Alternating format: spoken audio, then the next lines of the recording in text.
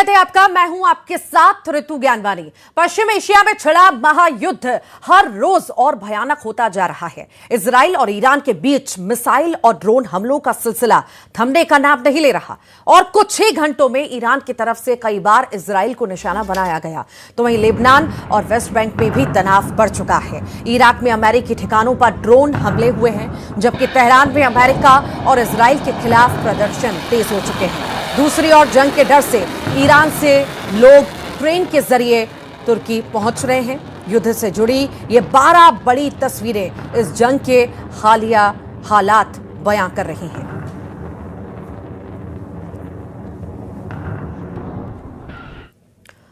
Straight of Hormuz की जंग के लिए ट्रंप ने 7 देशों से मदद मांगी है। जापान और ऑस्ट्रेलिया ने तो अपने जंगी जहाज भेजने से इनकार कर दिया है। नाटो ने तो सीधे शर्त रख दी और बोला है कि पहले बताओ कि अब तक की जंग में हासिल आखिर क्या किया गया।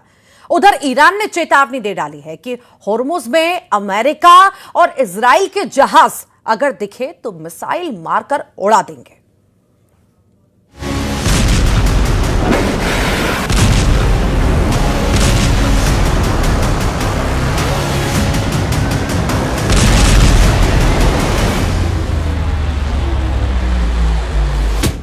नेतन्याहू का वॉर अनलिमिटेड, जंग बंद करने को तैयार ट्रंप।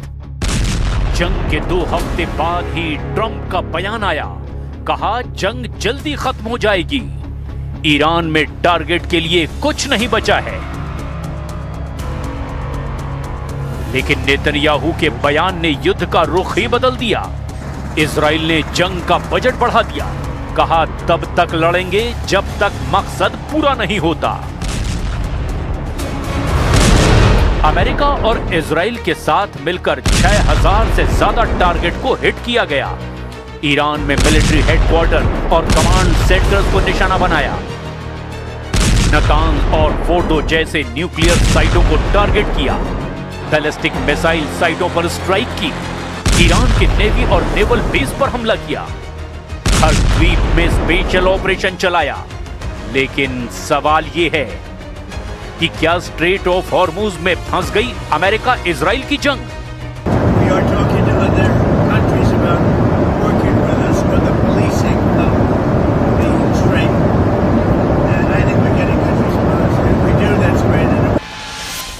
हॉर्मुज स्ट्रेट गल्फ में तेल का वो गलियारा जिससे एशिया के 2 बड़े देश चीन और भारत के साथ ही यूरोप के देशों को भी तेल की जरूरतें पूरी होती है। इस गलियारे में सबसे भीषण जंग छिड़ी हुई है। ये दुनिया का सबसे क्रिटिकल चोक पॉइंट है। 20% क्रूड ऑयल और 20% एलएनजी यहीं से गुजरता है। हर दिन करीब 21 मिलियन बैरल। एशिया के देशों की 80% तेल जरूरतें इसी रास्ते से पूरी होती है। अमेरिका और इजराइल से जंग के बाद ईरान ने इसे ब्लॉक कर दिया है, खासकर अमेरिका और इजराइल के जहाजों के लिए। लेकिन इस ब्लॉकेज की वजह से दुनिया भर के जहाज इस रास्ते से गुजरने से डरे हुए हैं। इस जंग में अमेरिका और इजराइल की वॉर स्ट्रेटजी को देखकर नेटो ने भी किनारा कर लिया है। Ich sehe auch gar nicht, dass die NATO irgendeinen Beschluss gefasst hätte in diese Richtung oder zuständig werden könnte für die Straße von Hormuz. Wenn das der Fall sein sollte, dann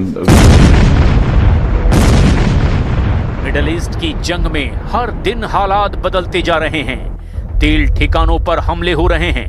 Hormuz की खाड़ी में भारी तनाव है। America और Israel के बीच की रणनीति नेटो को समझ नहीं आ रही। तो सवाल है कि ट्रंप और नेतन्याहू इस जंग से हासिल क्या करना चाहते हैं? स्ट्रेट ऑफ हॉर्मुज में जंग लड़ने के लिए ट्रंप चीन को न्योता दे चुके हैं। वो चाहते हैं कि नेटो देश भी जंग में कूद पड़े। ट्रंप तो नेटो तक को धमकी दे चुके हैं कि अगर मदद नहीं की तो फ्यूचर बहुत बुरा होगा। लेकिन ट्रंप की इन कोशिशों के बाद भी कोई कामयाबी हाथ नहीं लगी है।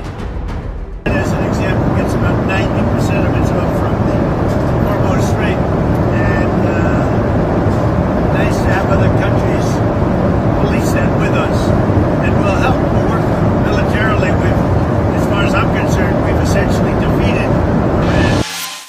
तो फिर सवाल है कि अगर जंग में ट्रंप को नेटो देशों से मदद नहीं मिली तो क्या वो स्पेशल ऑपरेशन चलाएंगे? जल की इस जंग में नेतन्याहू का नया प्लान क्या होगा? कर्ग आइलैंड। अमेरिका ने 13 मार्च को इस आइलैंड पर बड़ा हमला किया था। अमेरिकी सेंट्रल कमांड ने 90 से ज्यादा मिलिट्री टारगेट को उड़ा दिया। दावा किया कि उसके हमले में mine storage, missile storage, air defence system, radar सब कुछ तबाह हो गया।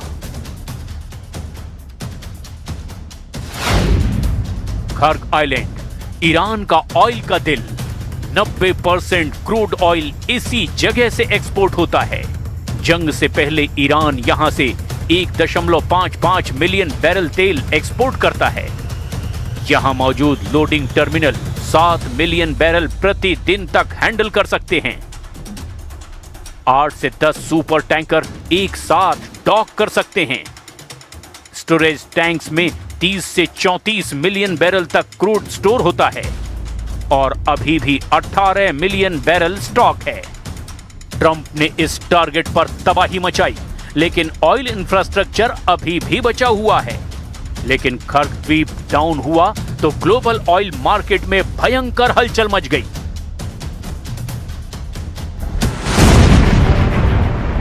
इस जंग से सबसे ज्यादा डर किसे है? सिर्फ ईरान को नहीं, सिर्फ इजराइल को नहीं, बल्कि पूरी दुनिया को। क्योंकि अगर कर्ग द्वीप बंद हुआ या हॉर्मोज की खाड़ी पूरी तरह ब्लॉक हुई तो दुनिया में तेल की सप्लाई हिल जाएगी और तेल की कीमतें इतिहास का सबसे बड़ा उछाल देख सकती हैं।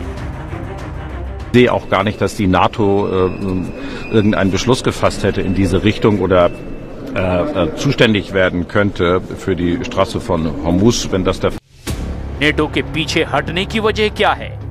क्या यूक्रेन वॉर में फंसे होने की वजह से इस जंग में वो नहीं उलझना चाहते, या फिर ईरान के अमेरिका और इजराइल पर हुए पलटवार से डरे हुए हैं?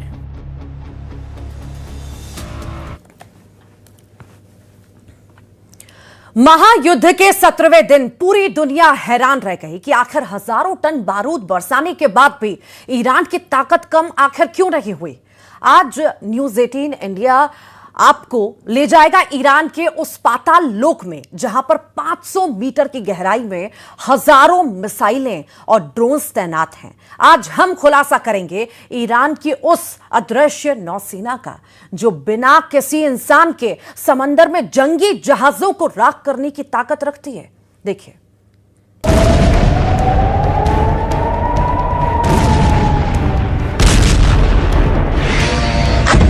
इस वीडियो को देखकर ट्रंप की नींद उड़ने वाली है। ड्रोन के जखीरे को देखकर नेतन्याहू का बीपी बढ़ सकता है। मिसाइलों के इस भंडार को देखकर अमेरिका इजराइल के कमांडरों की परेशानी बढ़ सकती है।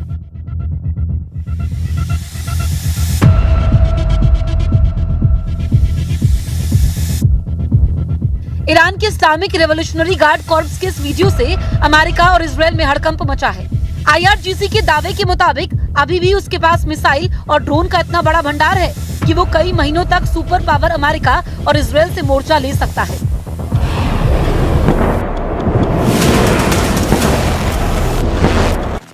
ईरान की IRGC ने इस वीडियो में अपनी ताकत दिखाते हुए दावा किया कि जंग में इस समय ईरान जिन मिसाइलों का इस्तेमाल कर रहा है उनका निर्माण करीब 1 दशक पहले किया गया था और जो एडवांस और नए मॉडल की मिसाइलें ईरान ने हाल ही में तैयार की हैं, उन्हें अभी तक तैनात नहीं किया गया है। यानी अगर इनकी तैनाती हो गई तो पश्चिम एशिया में अमेरिकी और इजरायली सेना को और परेशानी झेलनी पड़ सकती है। सबसे अहम बात यह कि ईरान ने कहा कि उसके मिसाइल डिपो पूरी तरह से सुरक्षित हैं और उन पर कोई असर नहीं पड़ा है। ईरान के IRGC के जारी एक और वीडियो को देखिए। इस अंडरग्राउंड मिसाइल सुरंग में एक से बढ़कर एक घातक मिसाइलें रखी हैं जो फायर के लिए रेडी हैं। ईरान ने पिछले 2 दशकों में अपने पहाड़ों को अभेद्य किलों में बदल दिया है। जाग्रोस और अल्बोर्स की पहाड़ियों के नीचे सैकड़ों मील लंबी सुरंगों का जाल है जिसे मिसाइल सिटी कहा जाता है। इनमें कुछ 30 से 80 मीटर तक गहरे हैं तो कुछ 500 मीटर तक गहरे हैं। दावा यह है कि इस मिसाइल सिटी पर अमेरिका के बंकर बस्टर बमों का भी असर नहीं होता। इस अंडरग्राउंड डिपो में पटरियां भी बिछी हुई हैं जिनसे मिसाइलें सीधे लॉन्चिंग साइलों तक पहुंचती है और मात्र चंद मिनटों में दाग दी जाती हैं। जंग के बीच ईरान के इस ड्रोन डिपो को देखिए। ईरान के अंडरग्राउंड ड्रोन डिपो में हजारों ड्रोन रखे हैं, जिनमें शाहिद से लेकर कामिकाजे तक मौजूद है। ये वही ड्रोन है जो अमेरिका की करोड़ों की मिसाइलों को पस्त करने का मादा रखते हैं। ये वही ड्रोन है जो इजराइल के डिफेंस सिस्टम को भी थका दे रहे हैं। ईरान ने दावा किया कि उसके पास अभी ड्रोन की संख्या अमेरिका और इजराइल की सोच से भी ज्यादा है। اونها بدانند ما شاید بعضی ها اشتباه لفظی توی مصاحبه هاشون در داخل کشور داشته باشند، ولی من به عنوان یه آدم مطلع این رو میگم که ما برای 10 سال جنگ با آمریکا آماده هستیم، حداقل 10 سال. همین گونه که داریم موشک‌هامون رو پهپادهامون رو استفاده میکنیم که انبارهای ما، ذخایر ما پر مملو و لبریز سرریز و داریم استفاده میکنیم. अब ईरान की एक और ताकत देखिए। जमीन के नीचे उसने अपनी नौसेना की सबसे बड़ी ताकत छिपा रखी है। इस जखीरे में ईरान के वो नाव हैं जो रिमोट कंट्रोल से चलती हैं, रडार की पकड़ में भी नहीं आती। इन पर हजारों किलो बारूद लदा होता है। दावा है कि ये जैसे ही किसी बड़े जहाज से टकराती हैं, उसके चीथड़े उड़ा देती हैं। हॉर्मुज स्ट्रेट को बंद करने का ईरान का ये सबसे बड़ा हथियार है। इसके साथ ही ईरान के पास बारूदी सुरंगों का जाल है। सूत्रों के मुताबिक ईरान के पास 2000 से 6000 अलग अलग तरह की समुद्री सुरंगें हैं। ये पानी के नीचे चुपचाप बैठी रहती हैं और किसी भी जहाज की मैग्नेटिक या प्रेशर लहरें महसूस करते ही फट जाती हैं।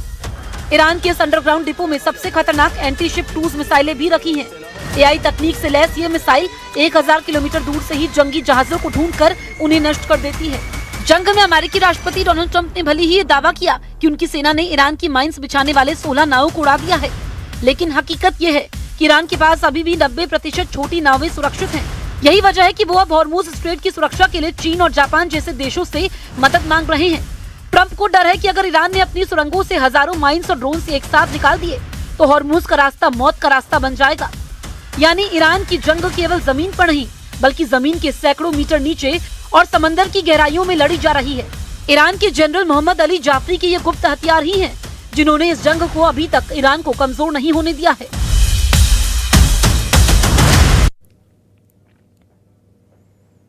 ईरान रत्ती भर ना तो हार मानने को तैयार है और ना ही झुकने को तैयार है। ईरान ने 2 हफ्ते बाद भी अब इजराइल पर ऐसा हमला किया जिसने कई इलाकों को जहन्नुम जैसा बना दिया। तूफानी रफ्तार से हमला करने वाली सेजिल मिसाइल ने पूरी दुनिया को चौंका दिया है। देखिए,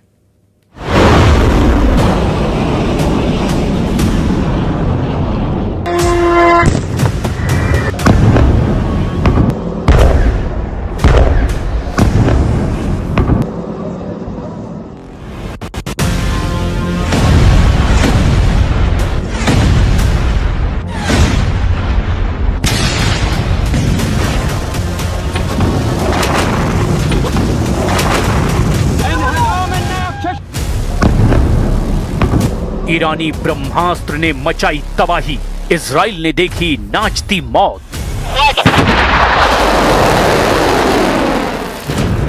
28 फरवरी 2026 से अब तक अमेरिका और इजराइल ने ईरान पर इतने ज्यादा मिसाइल, बम और ड्रोन हमले किए हैं कि ईरान में 40,000 से ज्यादा इमारतें तबाह हो चुकी है। करीब 4 लाख लोग ईरान छोड़कर आसपास के देशों में भाग गए हैं। हैरानी की बात तो ये है कि ईरान के करीब 5000 सैनिक, कमांडर और टॉप अधिकारी मारे जा चुके हैं। हम आपको दिखाने जा रहे हैं कि इतने प्रचंड हमले और नुकसान झेलने के बावजूद ईरान पूरी ताकत से इजराइल से लेकर खाड़ी देशों तक पर लगातार हमले कर रहा है। साथ ही हम आपको ये भी दिखाने जा रहे हैं कि ईरान के तूफानी हमलों और जंग की जिद ने कैसे ट्रंप के तेवरों को ढीला कर दिया है। हम आपको ये भी दिखाने जा रहे हैं कि खून की आखिरी बूंद तक जंग करने पर आमादा ईरान को लेकर कैसे ट्रंप और नेतन्याहू के बीच अब जबरदस्त टकराव बढ़ता जा रहा है। हैरानी की बात तो ये है कि सैकड़ों मिसाइल लॉन्चर और मिसाइल अड्डे तबाह होने के बाद भी ईरान ने अपनी सबसे आधुनिक सेजिल बैलिस्टिक मिसाइलों से इजराइल को दहलाना शुरू कर दिया है। या यूं कहें कि ईरानी ब्रह्मास्त्र बैलिस्टिक मिसाइल सेजिल इजराइल के ऊपर ऐसी नाचती मौत साबित हो रही है जिसने तेल अवीव, यरूशलेम और हाइफा में हाहाकार मचा दिया है। यानी इस बार पलटवार में घटनाक्रम तेजी से बदल रहा है। लेकिन हम शुरुआत करते हैं ईरान की उस नागिन मिसाइल से जो अपना फन लहराते हुए इजराइल से लेकर दुबई तक अपने दुश्मनों को डस रही है।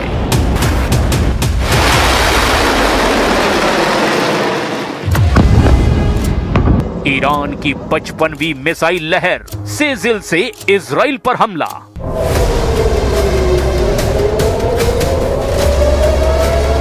ये आज का इजराइल है, जहां रात हो या फिर दिन हमेशा सायरन बजते रहते हैं और धमाके होते रहते हैं। ये आज का वो इजराइल है जिसके पास दुनिया के सबसे बेहतरीन एयर डिफेंस है, लेकिन उसके बावजूद ईरानी मिसाइलें इजरायली एयर डिफेंस सिस्टम को चकमा देते हुए भारी तबाही मचा रही हैं।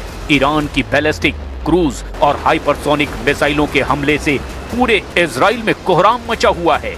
पिछले 24 घंटे में ईरान ने इजराइल पर अपनी सबसे घातक सेजिल मिसाइल से जो हमले किए हैं, उससे साफ हो गया है कि इजराइल के एयर डिफेंस सिस्टम सेजिल के सामने फेल साबित हो रहे हैं।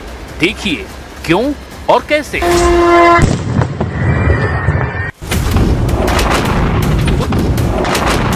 ताजा रिपोर्ट्स के मुताबिक ईरान ने इस युद्ध में पहली बार अपनी सबसे खतरनाक सेजिल मिसाइल का इस्तेमाल किया है। ईरानी मीडिया और खुफिया इनपुट के मुताबिक सेजिल मिसाइलों ने मुख्य रूप से इजराइल के रणनीतिक और प्रशासनिक केंद्रों को निशाना बनाया है। तेल अवीव, यहाँ सबसे बड़ा हमला तेल अवीव के दक्षिणी हिस्से में हुआ। एक सेजिल मिसाइल सीधे अमेरिकी वाणिज्यिक दूतावास के पास गिरी है। इससे इमारत के एक हिस्से को नुकसान पहुंचा है। रमल्ला, यहाँ मध्य इजराइल के रमल्ला इलाके में एक मिसाइल गिरने से भीषण आग लगी है। बेत सेमेश, इस इलाके में रिहायशी इमारतों और एक सिनगॉग यानी यहूदी प्रार्थना स्थल के पास हमले की खबर है। इजरायली सैन्य ठिकाने, IRGC ने दावा किया कि उन्होंने उन केंद्रों को निशाना बनाया जहां से इजराइल के हवाई ऑपरेशंस को नियंत्रित किया जाता है।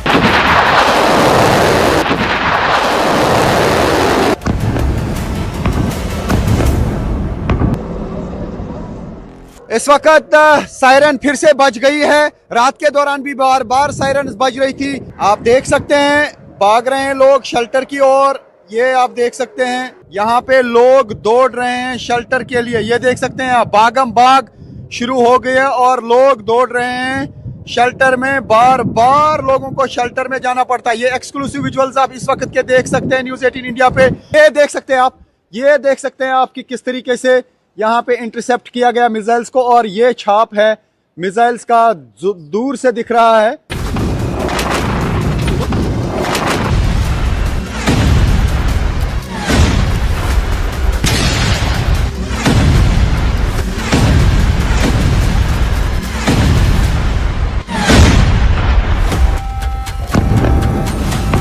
सात मिनट में डांसिंग सेजिल का तांडव।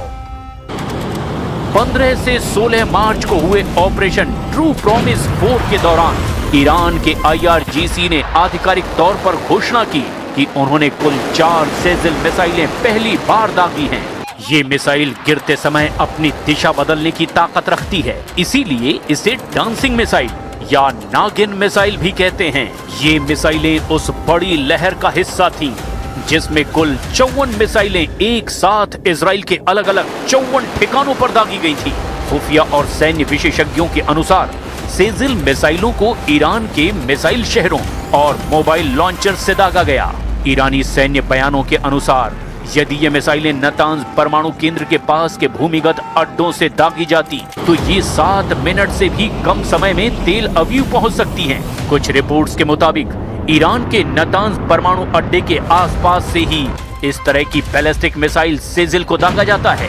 सेजिल में ठोस ईंधन का इस्तेमाल होता है, जिसकी वजह से तरल ईंधन वाली मिसाइलों की तुलना में ये बहुत जल्दी कुछ ही मिनटों में लॉन्च की जा सकती है। ये 2000 से 2500 किलोमीटर की रेंज वाली बैलिस्टिक मिसाइल है।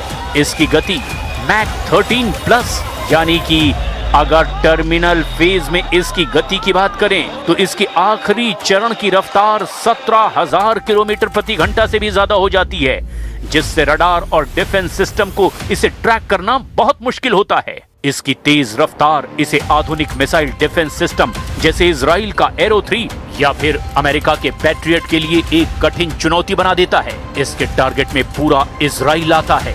तेल अवीव, यरूशलेम, और हाइफा पर ये आसानी से हमला कर पा रही है। ईरान की तरफ से जो मिसाइल अटैक किया गया, एक टुकड़ा यहाँ पे गिरा, मैं दिखाने की कोशिश करूंगा। ये वो गड्ढा है जहाँ पे मिसाइल अभी थोड़ी देर पहले गिरा। बताया जा रहा है कि क्लस्टर बम है, जिस तरीके से क्लस्टर बम की बातें की जा रही हैं। तो यहाँ पे इर्द गिर्द सब कुछ तबाह हुआ था, लेकिन एक ही घंटे के अंदर अंदर यहाँ से तकरीबन 10-15 गाड़ियां जो तबाह हो चुकी थी उनको उठाया गया। और आप देख सकते हैं किस तरीके से ये मलबा जो है ये पूरा उठाया जा रहा है और यहाँ पे बहुत ज्यादा तबाही हुई है। ईरान ने इजराइल के नेगेव और दूसरे प्रमुख शहरों में क्लस्टर मिसाइलों से हमले किए, जो इजरायली रक्षा प्रणाली को भेदने में सफल रहे।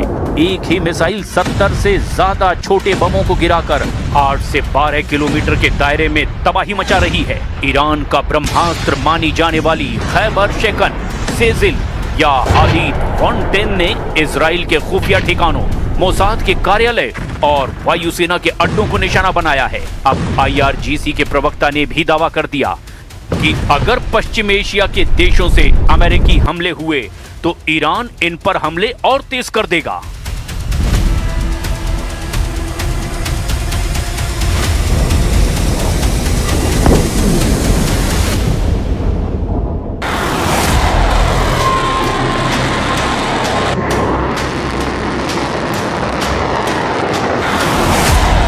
इजराइल ने ईरानी हमलों का जवाब देने के लिए हमले बेहद तेज कर दिए हैं।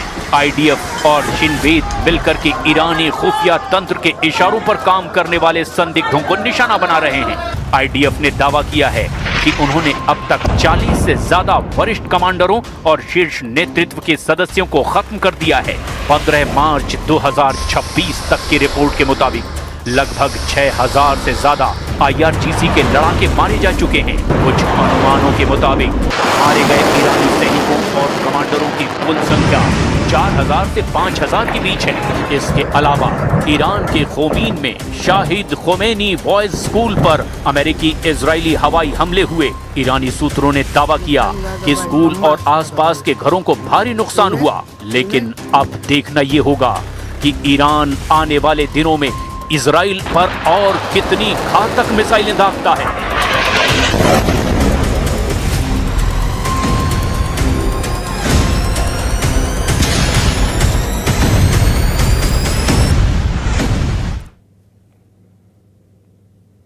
ईरान ने खाड़ी देशों से कह दिया है कि अब उन्हें अमेरिका या फिर ईरान दोनों में से एक को चुनना होगा, और बेहतर यह होगा कि वो ईरान को चुने, क्योंकि खाड़ी से अमेरिका का खेल खत्म हो चुका है। ऐसे में अमेरिका का सबसे बड़ा कैरियर बैटल ग्रुप सऊदी अरब के करीब पहुंच गया है, और ईरान की वार्निंग है कि जिसने भी कैरियर की मदद की उस पर सेजिल मिसाइल से हमला किया जाएगा।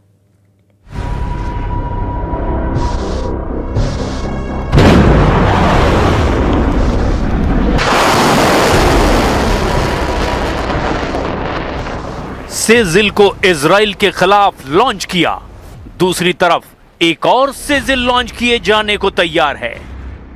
लेकिन इस बार ईरान का टारगेट कुछ अलग है।